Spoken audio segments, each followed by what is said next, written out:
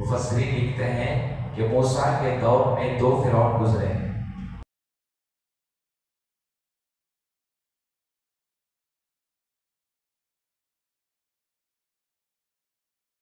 الحمدللہ رب العالمین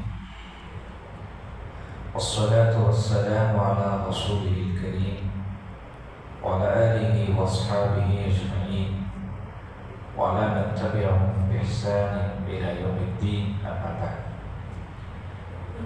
أعوذ بالله السميع العليم من الشيطان الرجيم، بسم الله الرحمن الرحيم۔ ثم أرسلنا موسى وأخاه هارون بآياتنا وسلطان مبين إلى فرعون وملئه فاستكبروا وكانوا قوما عالين فقالوا أنؤمن لبشرين مثلنا وقومهما لنا عابدون فكذبوهما فكانوا من المهلكين ولقد أعطينا موسى الكتاب لعلهم يهتدون۔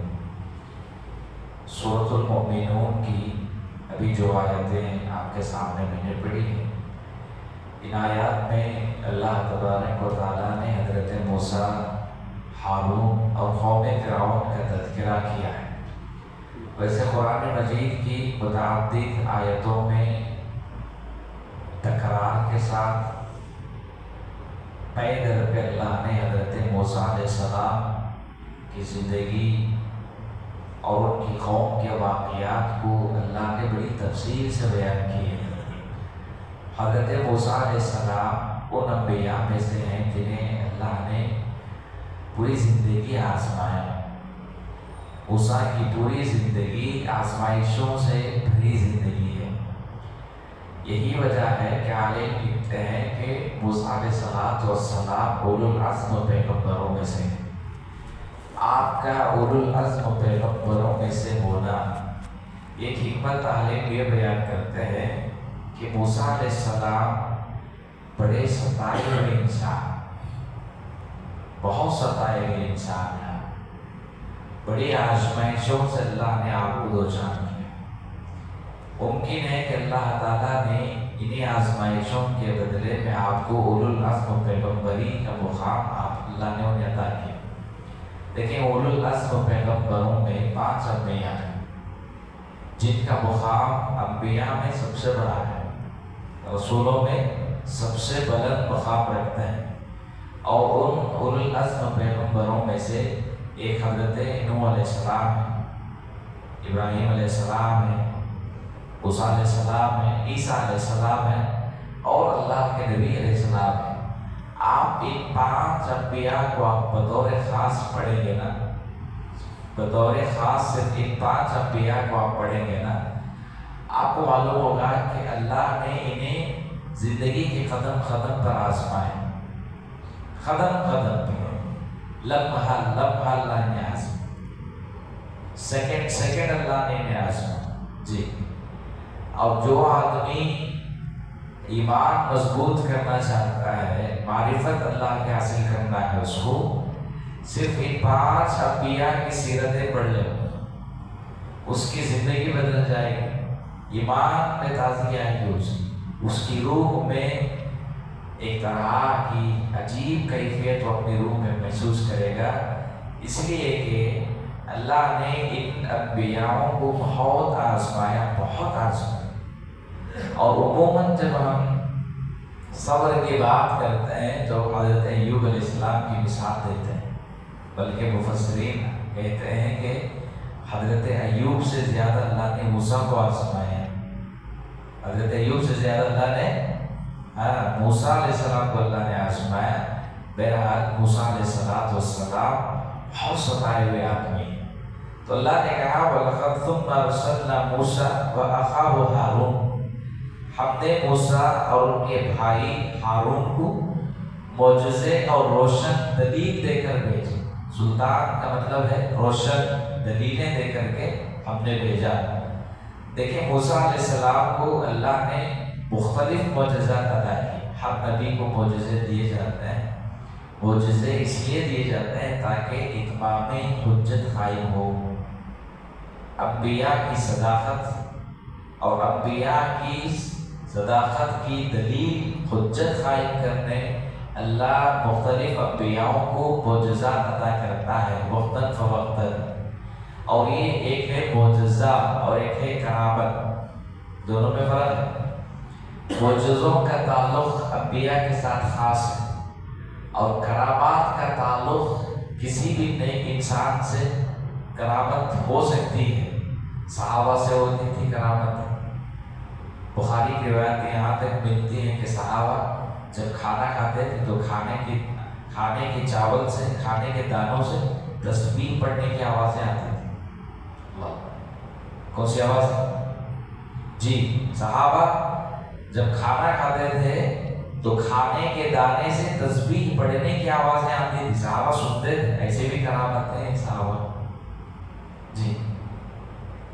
اور اگر آپ محدثین تابعین کا زمانہ پڑھیں گے، کئی ایسے تابعین ہیں، دسیوں تابعین ہیں جن سے بے شمار کرامتیں ثابت ہیں، اور مستند، ایسا نہیں کہ من گھڑت، مستند کرامتیں ثابت ہیں، بہت سارے ایسے تابعین ہیں۔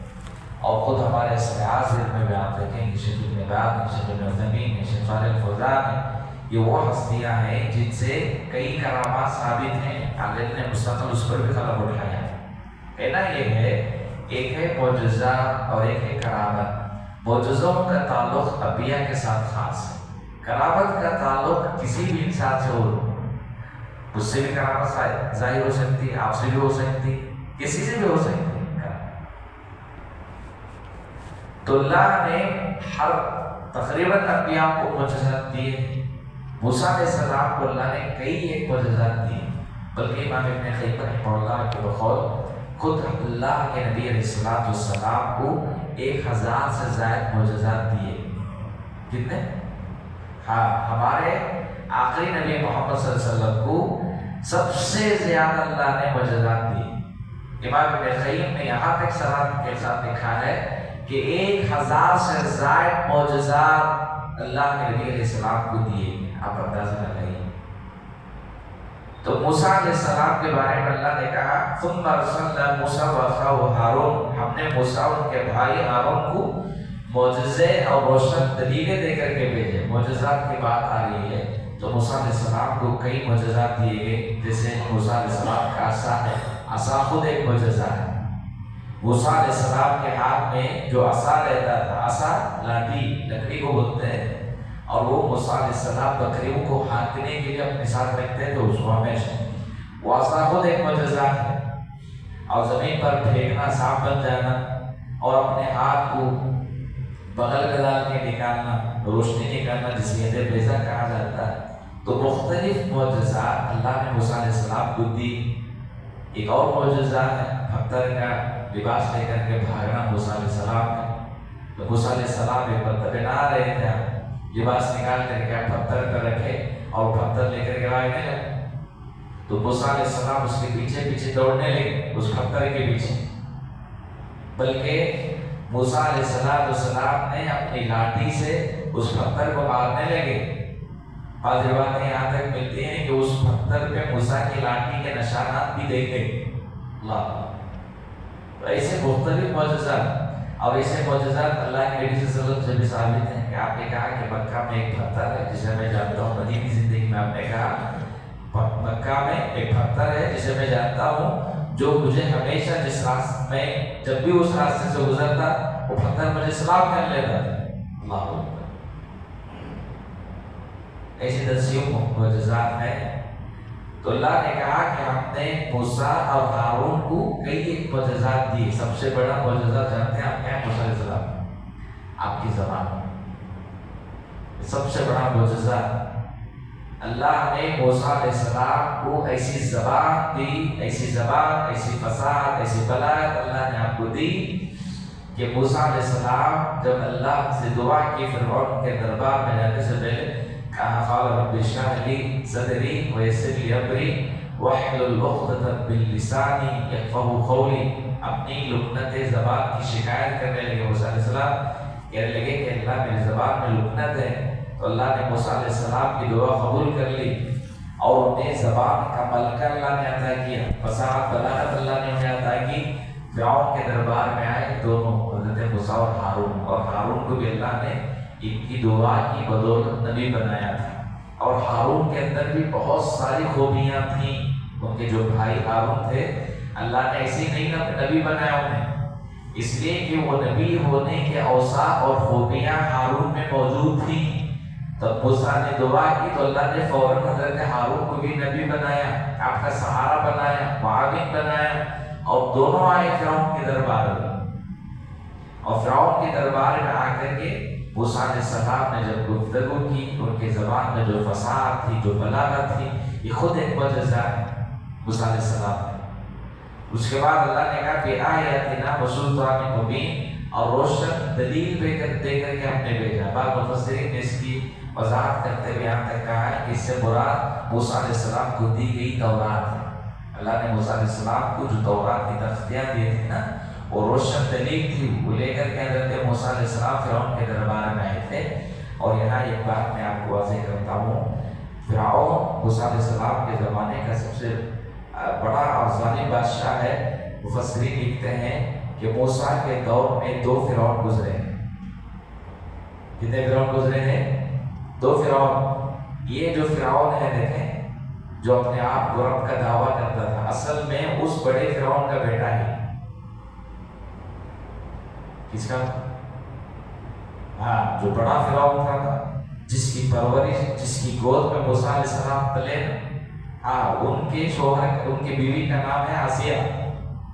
یہاں یاد رکھیں، عموماً جب بات آتی ہے فرعون کی تو لوگ ایک ہی فرعون سمجھتے ہیں، اصل فرعون ایک نہیں تھا۔ فرعون کیا ہے؟ مصر میں جو بھی بادشاہ بنتا تھا اسے فرعون کہا جاتا تھا۔ قرآن مجید میں اللہ نے جہاں بھی فرعون کا ذکر کیا ہے، اس سے ایک بڑا فرعون مراد ہے اور ایک اس کا بیٹا مراد ہے۔ موسیٰ علیہ السلام کی پرورش جس فرعون نے کی، تو اس کی بیوی کا نام آسیہ ہے، سمجھا؟ اور وہ اہل ایمان میں سے ہے۔ تو موسیٰ علیہ السلام کے زمانے میں اس کا انتقال ہوا۔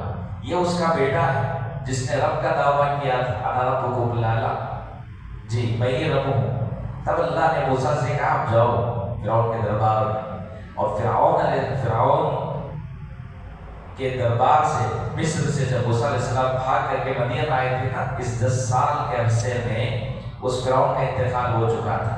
یہ دوسرا فرعون ہے جو اس کا بیٹا ہے، کئی ایک سے زائد اولاد تھی اس کی، یہ دوسرا فرعون ہے۔ اس درمیان میں شعیب علیہ السلام کے ساتھ حضرت موسیٰ علیہ السلام 10 سال ہے۔ اس 10 سال کے عرصے میں اللہ نے موسیٰ علیہ السلام کو جب دوبارہ مصر کی طرف بھیجا، کہا کہ جاؤ، تو جب دوسری بار آئے تو پہلا جو بڑا فرعون تھا وہ مر چکا تھا، یہ اس کا بیٹا تھا جو اپنے آپ کو رب کا دعویٰ کر رہا تھا۔ تب موسیٰ علیہ السلام اس کے پاس آ کر کے دعوت دی، کہا کہ میں اللہ کا نبی ہوں، اللہ نے مجھے نبی بنا کر کے بھیجا ہے۔ یہ ساری تفصیلات مفسرین نے بڑی وضاحت کے ساتھ لکھا ہے۔ تو کہنا یہ ہے کہ موسیٰ علیہ السلام کے زمانے میں 2 فرعون گزرے ہیں، ایک بڑا فرعون ہے جس کی بیوی آسیہ ہے، ایک چھوٹا فرعون ہے جو اس کا بیٹا ہے، جسے اللہ تعالیٰ نے سمندر میں غرق کیا، یہ بھی فرعون ہے چھوٹا۔ جی بہرحال مزید تفصیلات آئندہ کے درس میں آئیں گے۔ اللہ سے دعا ہے اللہ ہمیں قرآن